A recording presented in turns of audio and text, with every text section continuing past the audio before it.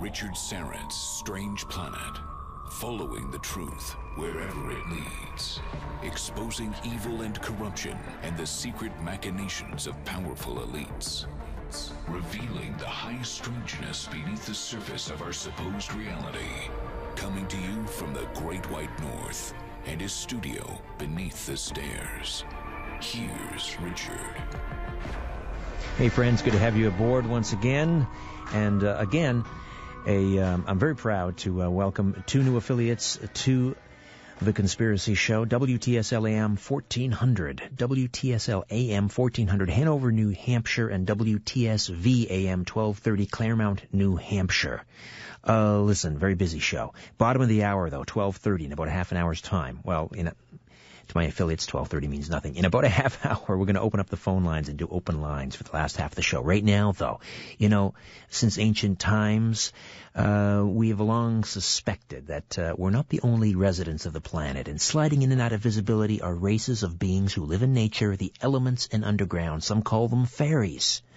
And my next guest is going to explain how we can see fairies. Rosemary Ellen Guiley, one of the leading experts of the paranormal, the author of over 50 books, and she joins us the second Sunday of every month.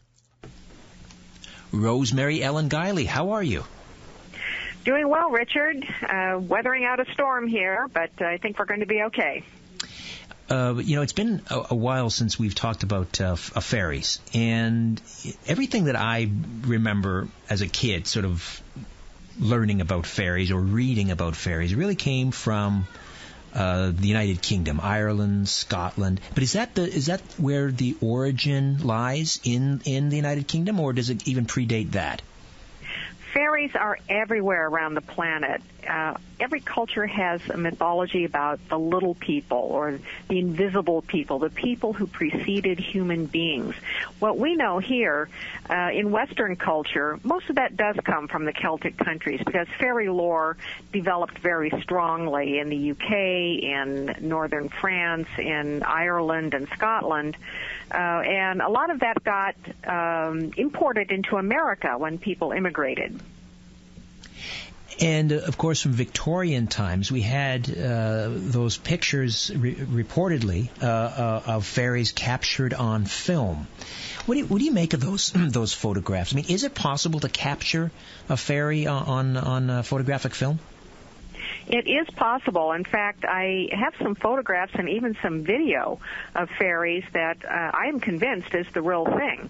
They are, however, exceptionally difficult to photograph, just like ghosts and apparitions and other kinds of entities that we run into. But back in those Victorian times, actually was around the turn of the 20th century, there was a major scandal involving hoaxed fairy photographs. And the photographs, amazingly, were put together by two kids, a 17-year-old and a 9-year-old. And they fooled a lot of experts, including the eminent Sir Arthur Conan Doyle, who created the Sherlock Holmes stories. He was totally taken in by the photographs. And when they were exposed as a hoax, he was quite humiliated. But if we go back in time, we were talking about England, and I know that sometime around the 12th century, in a place called Woolpit, Suffolk, there was a fairly famous incident of an encounter with I think two fairy children that were caught in a wolf trap or something. What is that story, and how credible is it? I think it's very credible. In fact, there are similar stories like that. There are so many in folklore that are really hard to explain away. But that story from Woolpit in England involved two children whose skin was actually green. And they were found by villagers trapped in a wolf pit, which was designed to keep wolves from attacking the livestock. And the children were taken to the local knight, and they were very upset and hungry. And eventually, when they could talk, they said that they came from a land of perpetual twilight, and they'd gotten lost. One day they had heard the sound of bells. They encountered a cavern, and they followed the sound of the bells through this cavern and emerged out into this world of intense sunlight. In fact, the sunlight was so bright that it knocked them senseless.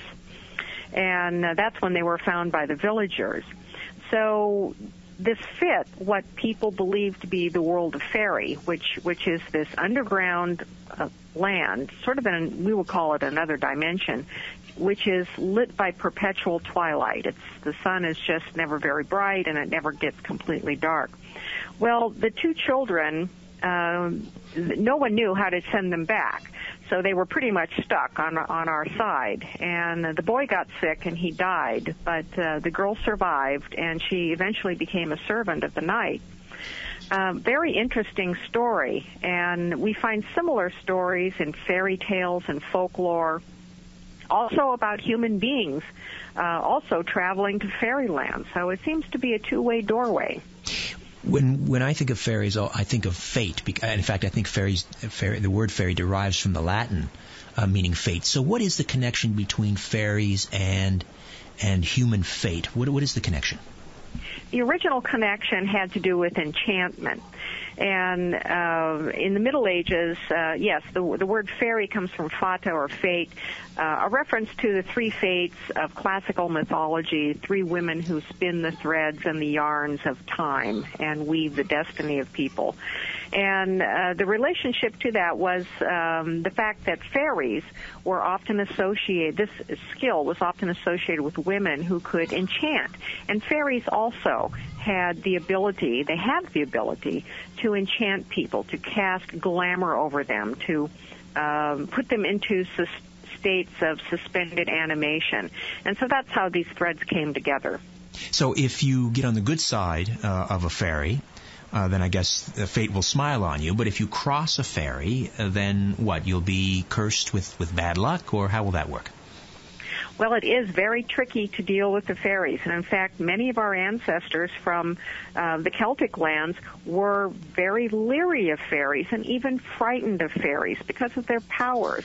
It seems that fairies run in all stripes like human beings. There are good fairies and fairies that are helpful to people. There are tricky fairies and mischievous fairies. And then there are fairies that really don't care for human beings at all because they feel that they lost their place on the planet to us. The reason why they had to retreat into these otherworldly areas was because human beings spread around the planet and dominated it. So the fairies do have a reputation for being very vengeful, and if you show disrespect or you inadvertently harm fairies, or if they have any reason at all to take a dislike to you, they can use their supernatural powers against you. Those who are helpful can use those powers to help people. Paranormal investigator, researcher, best-selling author Rosemary Ellen Guiley here on The Conspiracy Show. We're talking fairies. Now, so what are they? Are they some small human being, like a primitive race of human beings? Are they angels? Are they more physical than spirit? What?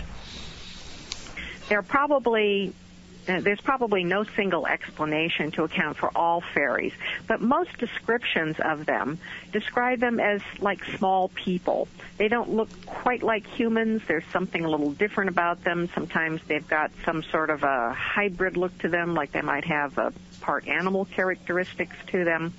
But they are small in stature, and they're usually invisible. Now, other fairies are described as like balls of light, pillars of light. Some of them are described with wings. The Victorians were very fond of drawing fairies with wings, and that's where a lot of people today get their ideas from, that fairies are these little winged things like Tinkerbell, when in fact they really run a gamut of shapes and sizes. I believe, after examining a lot of mythologies and origin stories about fairies from different cultures around the world, that they once existed in our physical reality. They are beings, and they're not completely physical like we are, but they have the ability to shapeshift. They have powers that we don't. And now they live primarily in their own dimension, but it is still attached to the earth.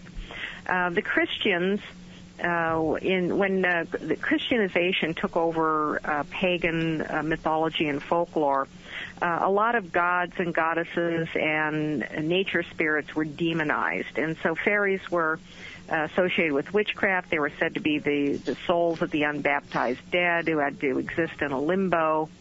and or they were fallen angels, and I think that these are largely demonization kinds of explanations that really don't accurately describe fairies.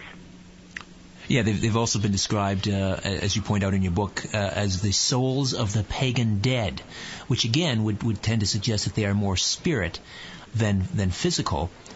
Now, you have written extensively about, and you, I believe you lecture on this too, about how someone can actually see a fairy, because the interesting thing about fairies is they'll only become visible if they wish to be seen. Now, how does that work?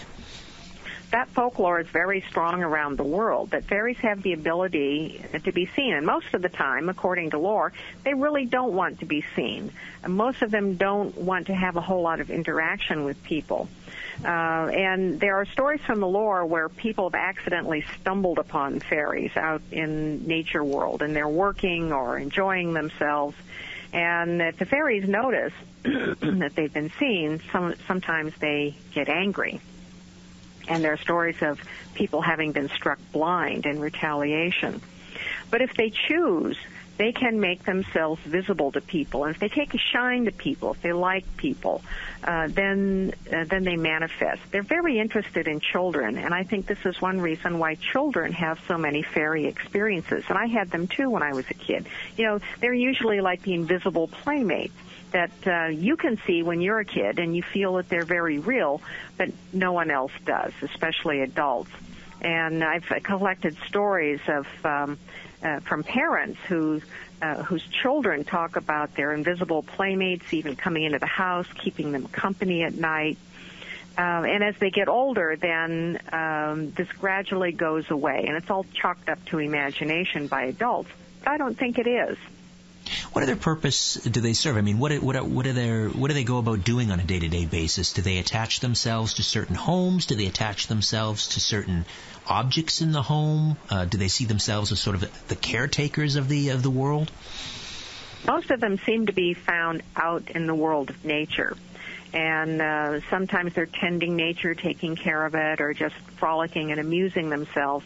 They have areas that are distinctly theirs. And there are beliefs in fairy mythologies around the world that fairies have their strongholds, and the savvy person should know where they are and not trespass on them, and definitely not disturb them or cut the trees down or things like that. They do come into households. There are types of fairies that like to be around people, and they will live in a house and, according to lore, even help out with chores. I've had I had a case of a fairy who lived in a house that I once lived in Maryland. He never helped out with anything, but he was there nonetheless. And typical male fairy, I'm guessing. A typical male fairy. But they do like their offerings of food, and they like sweet things. This is very strong in fairy lore. I do believe that times change, and people's attitudes and relationships with the world change and whatnot. And I do believe that there are many fairies now who are very interested in having harmonious relationships with people. We have these wonderful gardens around the world, like Findhorn and Greenhope, Paralandra, where people say that they are working very closely with the nature kingdom, including fairies, to enhance natural growth. Rosemary Ellen Guiley, my guest, paranormal investigator. She joins us the second Sunday of every month here on The Conspiracy Show. Her website is visionaryliving.com. Rosemary, we'll take a time out. We'll come back and we'll talk to you about how, if people so desire, they can see a fairy, and we'll talk about some of your personal encounters with the fairy world. Stay with us. The truth goes through 3 stages. First, it is ridiculed.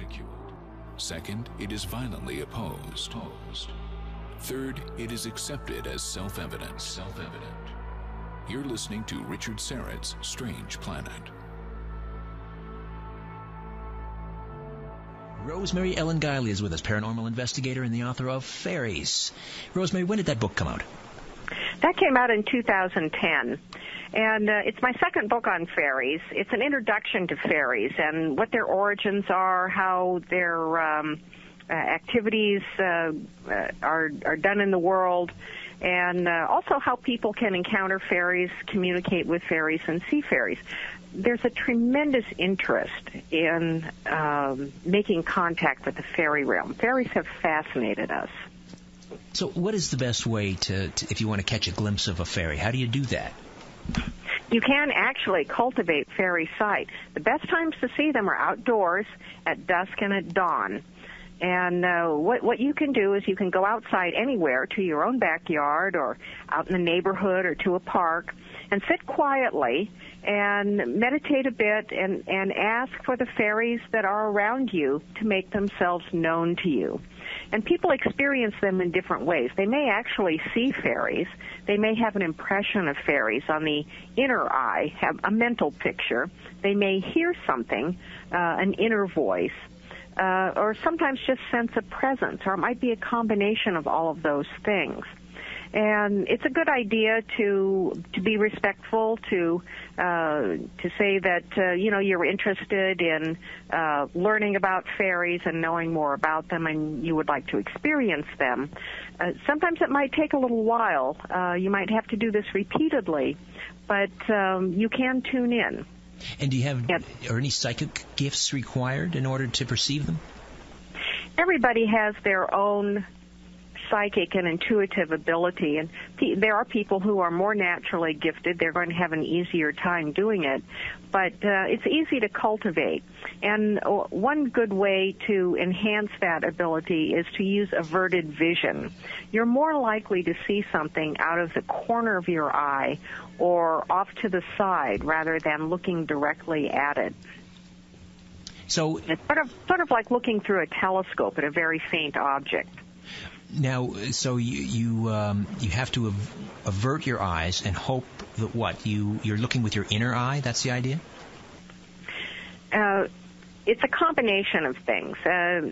You avert your vision. That is, a good way to do that is to look ahead, but kind of have your eyes unfocused, that you're aware of what's going on the side of your vision, but you're not turning your eyes to look to the side if something pops into view on the side. That's averted vision.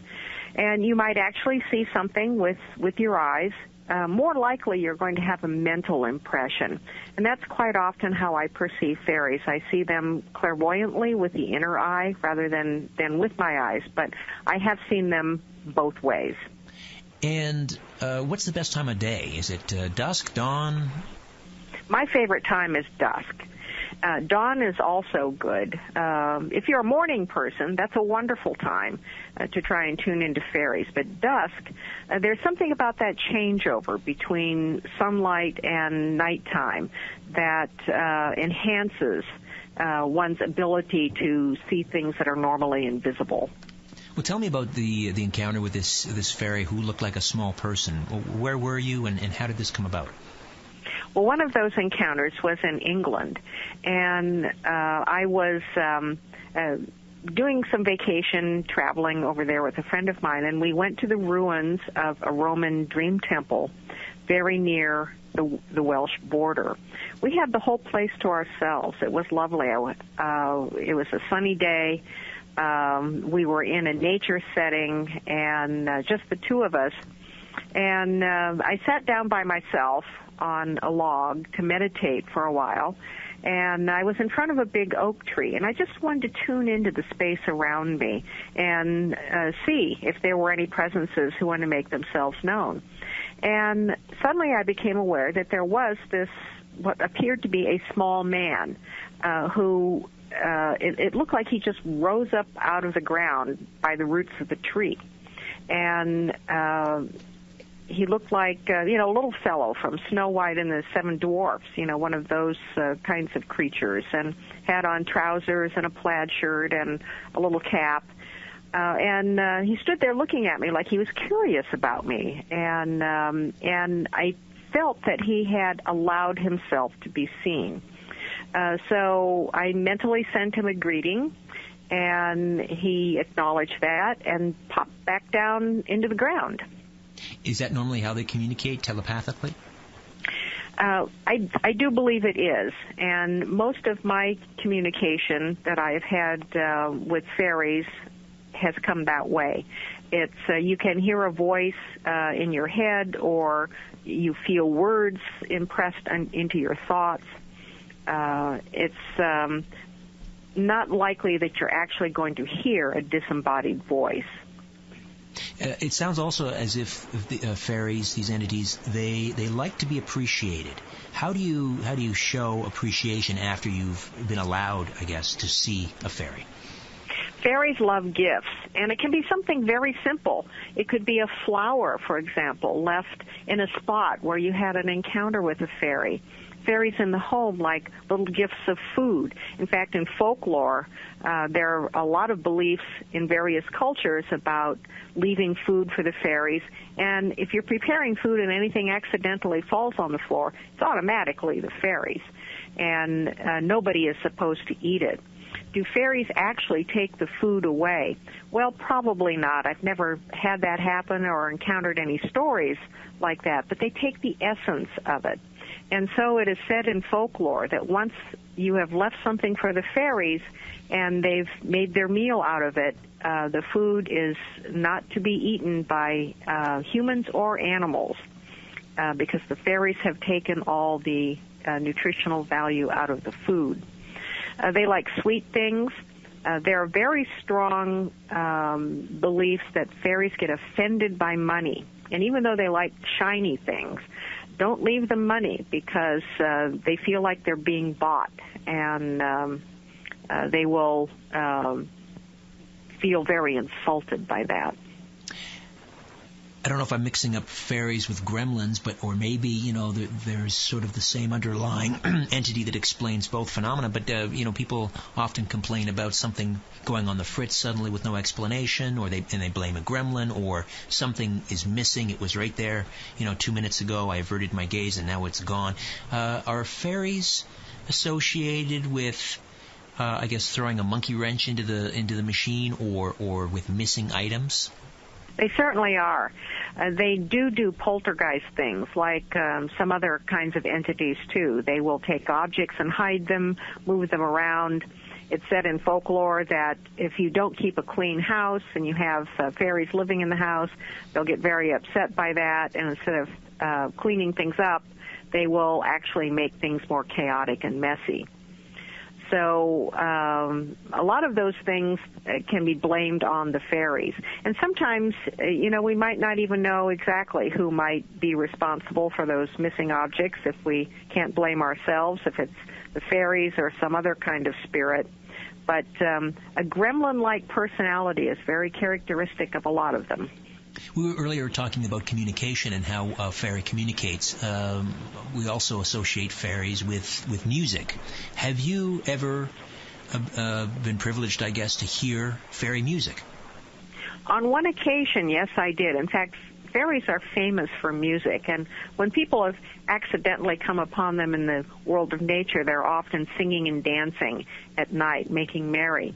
I was in Findhorn a number of years ago. I went out for the summer solstice, and I wanted to see the gardens there that people said they had grown, amazing produce with the help of the nature spirits, which would include fairies. I took a walk to the beach one day all by myself, and it was a long trek, and you go through these very narrow pathways through thick brush and, very tall brambles and things like that. And I heard these panpipes behind me, but every time I turned around, there was nobody there. And it sounded like, someone was following me playing the pipes. And I eventually came out on the beach, and no one came out behind me. And I was very puzzled by that. If someone had, maybe been behind me and turned around. Well, when I related that to people at Findhorn, they said, oh, yes, well, you had an experience with Pan, because that's what he does. If he likes you, he'll follow you somewhere and play the panpipes. I distinctly heard them. It was not an inner hearing. It was something that I heard with my my normal ears. Now, when I think of Pan, I think of some sort of like a wood nymph or something like that. So Pan would be considered part of the fairy realm? There's a blurring of boundaries between hybrid creatures and demigods and nature spirits and fairies. And sometimes it's impossible to say where one leaves off and the other starts. They all kind of get mixed together. But Pan is the lord of the woodlands and would have at least a relationship with fairies who live out in the natural world. Is it possible for humans and fairies to reproduce? I mean, can they mate? In lore, yes. And in fact, all around the globe, going back to ancient times, there are stories and traditions and beliefs about intermingling between humans and fairies. The fairies have an intense interest in human beings, and there are traditions for fairy wives, fairy husbands, and stories exist that the fairy spouse must be taken very good care of. And as long as they're happy, all kinds of favors and bounty and blessings come to the humans. And if they become unhappy, then they vanish, and all of their things that they have created for the human spouse all vanish too.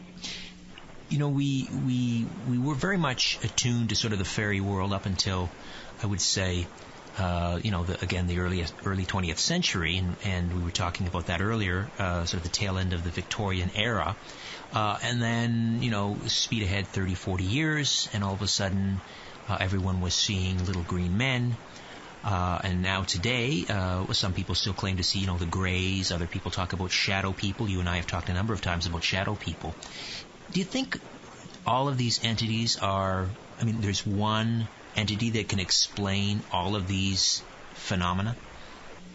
There very well might be, Richard. In fact, even going back into the 60s and 70s, ufologists, in collecting accounts of encounters with space beings, realized that they were very similar, if not in some cases identical, to earlier accounts of encounters with fairies. Even the descriptions of them very similar. And William Butler Yeats, back in around the turn of the century, he was very interested in fairies and collected a lot of Irish fairy stories. He said that fairies take whatever form we can perceive them in.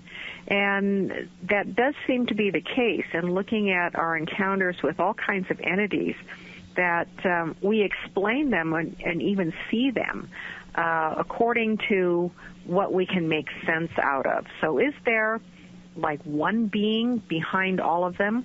I think a good case can be made that the jinn are at least responsible for some of our encounters, that they have taken different forms throughout the ages to conform to human cultural expectations and beliefs, and also what people can accommodate. Interestingly, ancient Arabian and Persian fairy lore is very intermingled with jinn lore, and they too are a supernatural race that preceded human beings on the planet, who now exist in another dimension but still attached to the earth. Well, Rosemary, thanks for giving us the lowdown on fairies. Thank you for this. Thank you very much, Richard. Rosemary Ellen Guiley, visionaryliving.com. As you're staring up at the night sky, ever wonder who's staring back? You're listening to Richard Syrett's Strange Planet. Hey, friends. So the last half hour of the program is pretty much all yours. It's you, me, and the telephones. We've got about 20 minutes left in the program, and we can discuss just about anything you'd like, as long, of course, as it falls sort of within the format of the program. And we talk about conspiracies and geopolitics and the paranormal and UFOs and so forth. Now, let me just give you a heads up of what's coming up next week on the program. This is a fellow I met out in Los Angeles back in, I guess it was September. when I went out there, filming episodes for the Conspiracy Show television program, Season 3, coming soon. Jim D'Eugenio. And he's got a brand new book out called Destiny Betrayed. Just when you think you've heard or you know everything about the JFK assassination, along comes this book, and it's just going to blow your mind. I hope you can get hold of it and read it. But Jim will be on the program next week. Destiny Betrayed, JFK, Cuba, and the Garrison Case. So I hope you'll be along for that one. I got some disturbing news. Earlier this week, Wednesday, in fact, I received an email from someone out on the West Coast who emailed me a link to a newspaper called the Santa Barbara View. And when I opened up the link and read the story, I was shocked, stunned, really. There's a gentleman I had on the radio program back maybe February, March, just after he had published a new book. It was called Bamboozled, The Big Bamboozle, 9/11 and the War on Terror. Phil Marshall, former commercial airline pilot, also, he said, flew for the CIA and the DEA during Iran-Contra. Wrote a book about that as well. So I met him in September in California, in Santa Monica, and we chatted about the Big Bamboozle. Prior to that, I'd had him on the radio show. Had him on again. I met him in August in Santa Monica. September 9th, 2 days before the 11th anniversary, I had him on the program again. And then subsequent to that, we emailed back and forth a few times. He wanted to know what's the status of the TV show, because he was going to be, or he's going to be, in our episode on 9/11 Evidence for Foreknowledge. And I said, well, we had some delays, but it's on track. It's going to be on in the fall, and we'll, that's all I can say right now. And he said, okay, well, let's keep in touch. So then I get this email on Wednesday, an article in the Santa Barbara View, and here's what it said. Former airline pilot Phil Marshall spent a great deal of time around Santa Barbara last year preparing for the release of his controversial 9/11 conspiracy book, The Big Bamboozle, 9/11 and the War on Terror. During the editing and pre-marketing process of Marshall's book, he expressed some degree of paranoia because the nonfiction work accused the George W. Bush administration of being in cahoots with the Saudi intelligence community in training the hijackers who died in the planes used in the attacks. Think about this, Marshall said last year in a written statement. The official version about some ghost, Osama bin Laden, in some cave on the other side of the world, defeating our entire military establishment on U.S. soil is absolutely preposterous. Marshall went on to say the true reason the attack was successful is because of an inside military stand-down and a coordinated training operation that prepared the hijackers to fly heavy commercial airliners. We have dozens of FBI documents to prove this flight training was conducted in California, Florida, Arizona in the 18 months leading up to the attack. The veteran pilot confided that he was concerned about his 10-year independent 9/11 study. He echoed that same sentiment to me. And was concerned about his most recent book since they pointed to the Saudis and the Bush intelligence community as the executioners of the attack that defeated all U.S. military defenses on September 11th, 2001.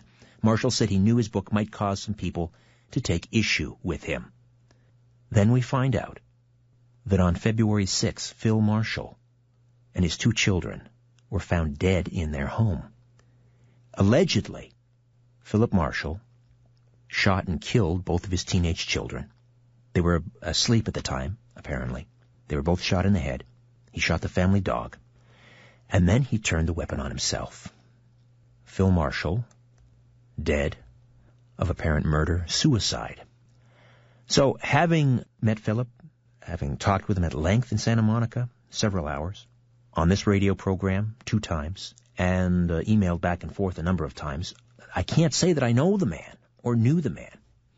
But I have to tell you, it seems very strange. And at the risk of being accused of being a conspiracy theorist, which I suppose to some extent I am, I think there's something fishy here. What better way to discredit somebody and getting rid of him at the same time than to have him labeled as a murderer? Of course, now he's not around to defend himself. I'm not sure if we'll ever get to the bottom of this, but we'll talk more. And take your calls after the break. My name is Richard Serrett. You're listening to The Conspiracy Show. Stay with us. It's time to redefine reality. This is Richard Serrett's Strange Planet. All right, to the phones we go, and Cecil is in upstate New York. Cecil, yes, or Cecil, welcome to the Conspiracy Show. How are you? I'm just fine. We like your program very much. I've got two things. One is, in your searches through your Greek Orthodox heritage about reincarnation, I would suggest taking a look at the works of Origen, who was one of the church fathers, because he wrote some things on the subject, and this is before the council, that something like 325 AD, that sort of codified the theological views.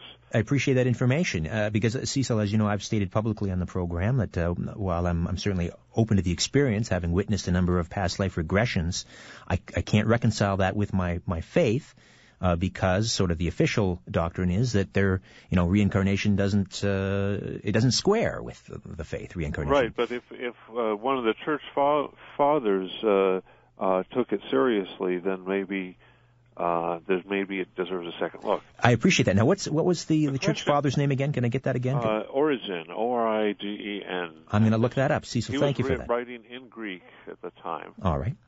The question is, I heard on kind of a radio teaser on an information saying essentially Canada had been set up as a corporation on the stock exchange.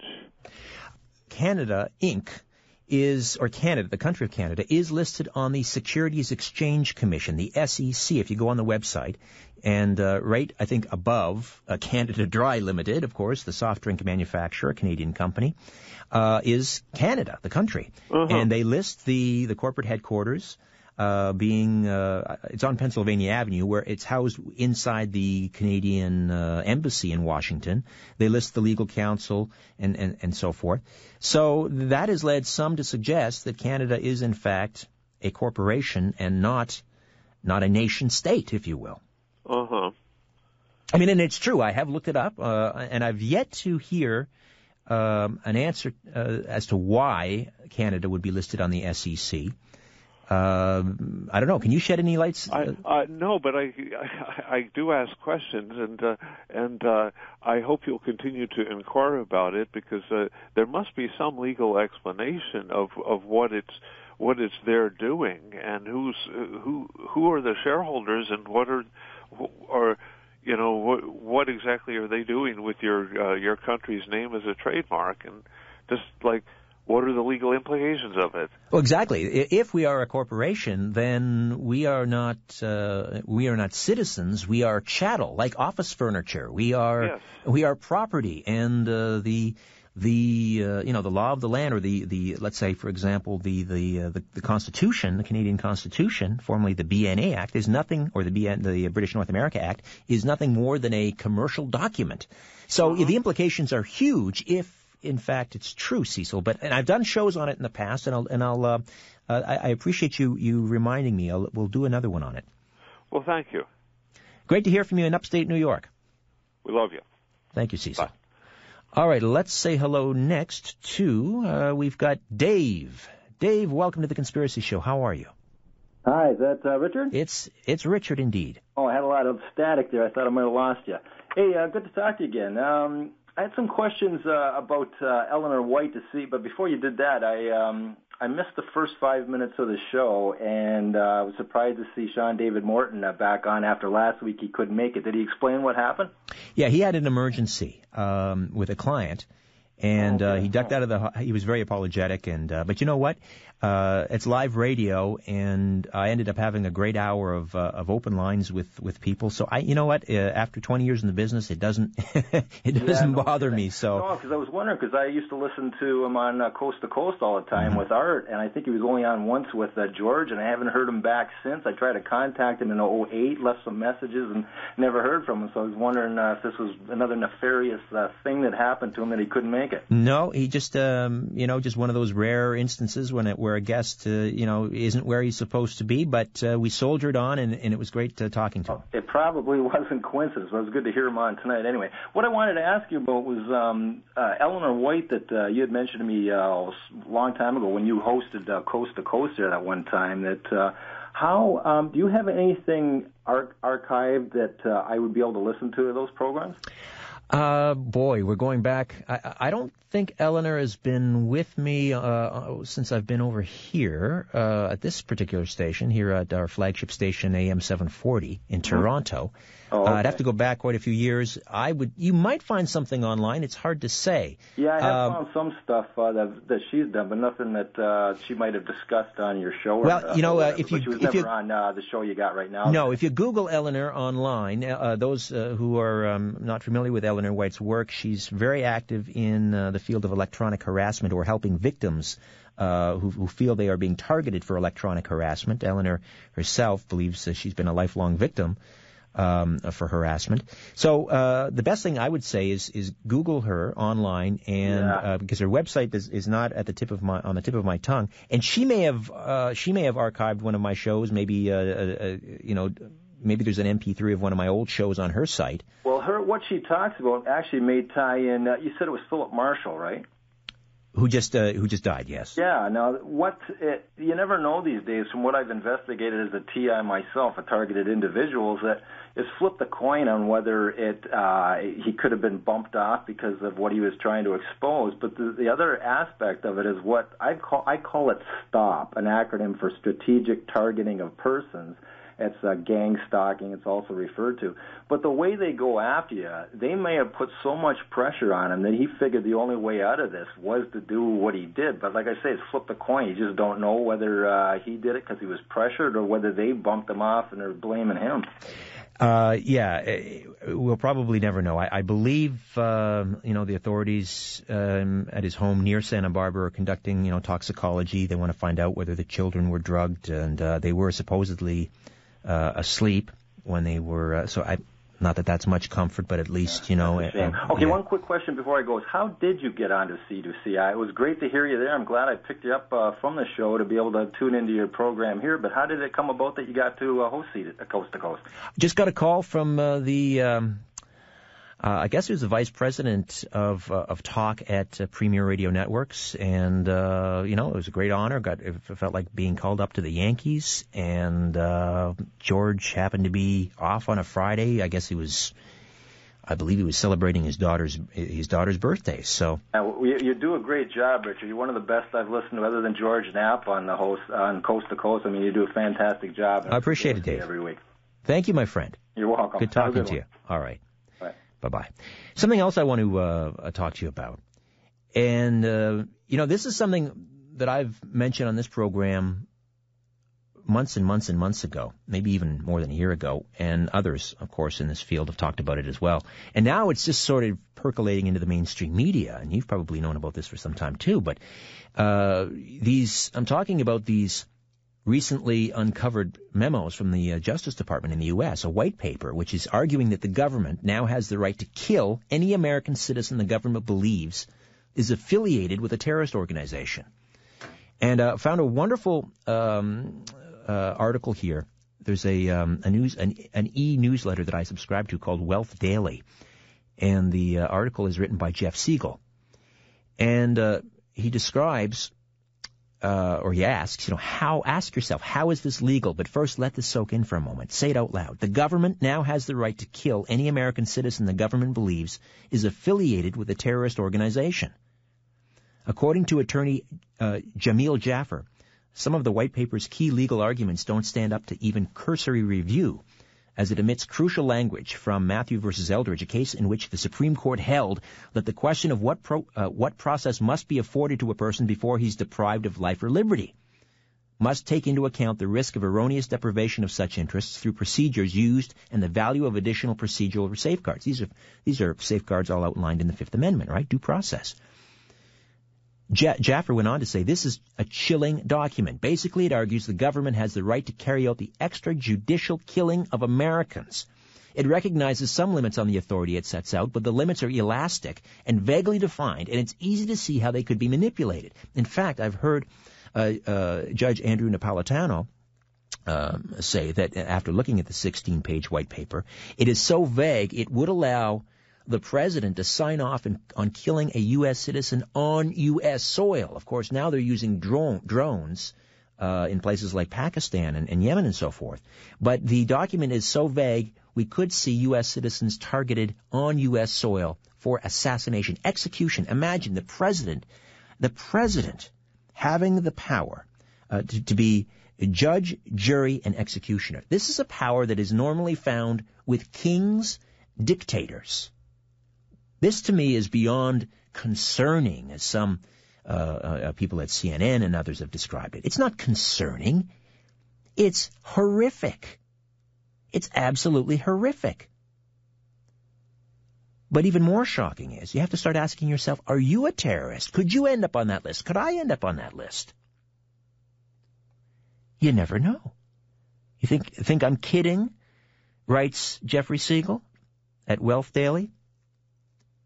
Let's review how some lawmakers have already defined Americans as terrorists. August 2011. Vice President Joe Biden equates Tea Party supporters with terrorists. August 2011, Justice Department and FBI identify those having more than a 7-day supply of stored food as being potential terrorist threats. January 2011, Department of Homeland Security suggests those who pay cash for a hotel room might be terrorists. March 2009, law enforcement report from the Missouri Information Analysis Center labels Ron Paul supporters, libertarians, and people sharing movies about the Federal Reserve as domestic terrorists. All right, back next week, we'll replay the Phil Marshall interview, the late Phil Marshall interview from September 2012, and Jim DiEugenio on Destiny Betrayed, JFK, Cuba, and the Garrison case. Tim Spreen, thank you. Thank you all for listening. In the meantime, don't be afraid. There's nothing concealed that won't be revealed, and nothing hidden that won't be made known. What you hear in the dark, speak in the light. What I say in a whisper, proclaim from the housetops. Move over, Aphrodite, and coming home. Good night.